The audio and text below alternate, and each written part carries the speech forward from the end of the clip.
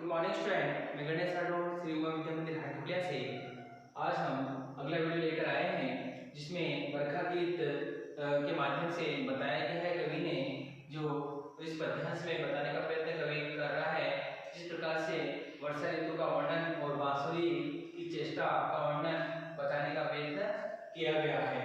जिस प्रकार से मीरा को कोई पीड़ा सताती थी, उसी प्रकार से इस वर्षा के होने और पीड़ा बांसुरी बजने से कोई दूसरी मीरा की व्याकुलता बताने का प्रयत्न कवि कर रहा है। ठीक है, इसके माध्यम से हम देखेंगे। इसकी व्याख्या करने से पहले कुछ कठिन शब्दार्थ देख लेते हैं, जिससे कठिन शब्दार्थों के माध्यम से बताया गया। पीड़ा, पीड़ा का अर्थ होता है वेदना या दुख। क्या बताया गया है?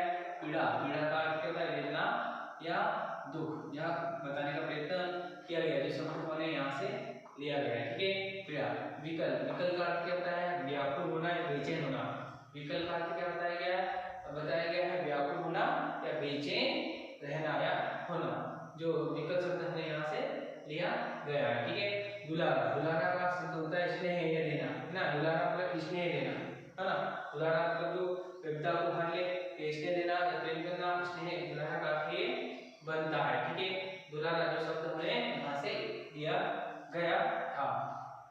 अगला आता है घनश्याम। घनश्याम का अर्थ होता है कृष्ण। ठीक है, और इस पंक्ति के माध्यम से घनश्याम यहाँ पर बादल भी बनता है। ठीक है, इस घनश्याम का इस पंक्तियों के माध्यम से जैसे जो पीड़ा को दुलारा सकता है, ऐसा घनश्याम नहीं आया, अर्थात ऐसा बादल नहीं आया। ठीक है, और यह ऐसा कृष्ण नहीं आया। यहाँ पर घनश्याम का अर्थ बादल भी बनता है, होता है। ठीक है, ये हो जाता है कठिन शब्दार्थ।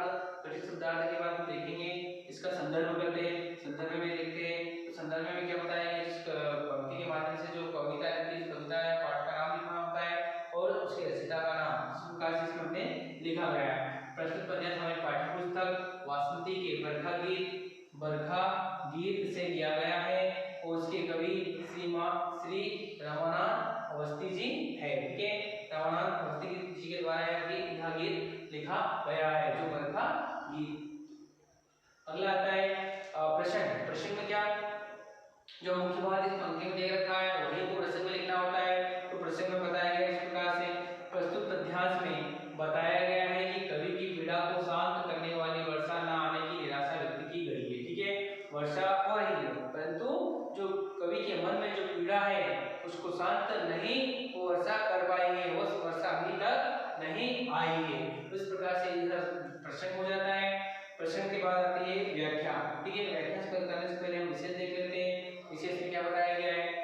कवि की अपूर्णता से उत्पन्न पीड़ा व्यक्त की गई। कवि अभी भी अपूर्ण, वर्षा हो गई है, चारों तरफ हरियाली छा गई है ना, व्यक्त हो रहा है वातावरण के माध्यम से, मस्त हो रहा है, परंतु कवि अभी भी अपने आप को अपूर्ण मान रहा है, उसको पीड़ा सता रही है। कवि की अपूर्णता से उत्पन्न पीड़ा व्यक्त कर रही है, उसको पीड़ा दुख हो रहा है। ठीक है, दूसरा आता है सरस खड़ी बोली का प्रयोग पंक्ति में किया गया है। ठीक है, खड़ी बोली का प्रयोग हमको देखने को मिलता है।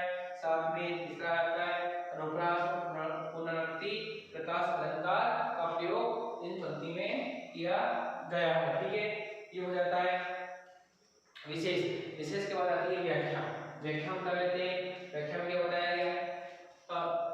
बरखा के भय से डरी डरी बजती है दूर कहीं बांसुरी, जागी फिर से सोई पीड़ा, फिर विकल हुई कोई मीरा।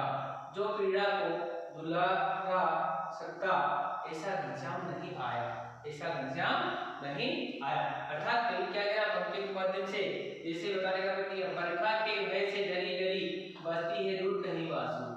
वर्षा होने के कारण बांसुरी कहीं दूर बज रही है, कहीं दूर बांसुरी बज रही है और वर्षा के डर से, बरखा के भय से डरी डरी बजती है दूर कहीं बांसुरी, बांसुरी कहीं दूर बज रही है। वर्षा के भय से, वर्षा के डर से बांसुरी कहीं दूर बज रही है ना।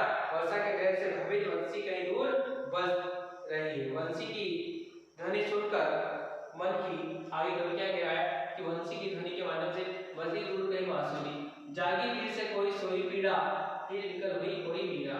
जागी फिर से कोई सोई पीड़ा, अर्थात जो सोई पीड़ा की थी फिर से वो पीड़ा जागृत हो गई है, फिर से कष्ट वापस होगी या पीड़ा उसको उत्पन्न हुई, जागी फिर से कोई पीड़ा, फिर विकल हुई कोई पीड़ा, है ना। जिस प्रकार से फिर कोई नहीं उस बांसुरी की आवाज सुनकर वो जिस प्रकार से कोई पीड़ा उत्पन्न हो रही है, उसी प्रकार से कोई नहीं कोई मीरा फिर जाग गई, उसको मन कोई मीरा को पीड़ा उस प्रकार से फिर सता रहा, फिर विकल हुई कोई मीरा। अर्थात कवि क्या कह रहा है, कवि के माध्यम से हम कह सकते हैं कि जिस प्रकार से वर्षा के माध्यम से कवि ने बताने का प्रयत्न किया गया है, आशय व्यक्त किया गया है कि मानविक चित्रण किया गया है, जैसे कि मानविक पीड़ा मीरा की थी वैसे ही व्याकुल कर देने वाली पीड़ा से मन भर गया है।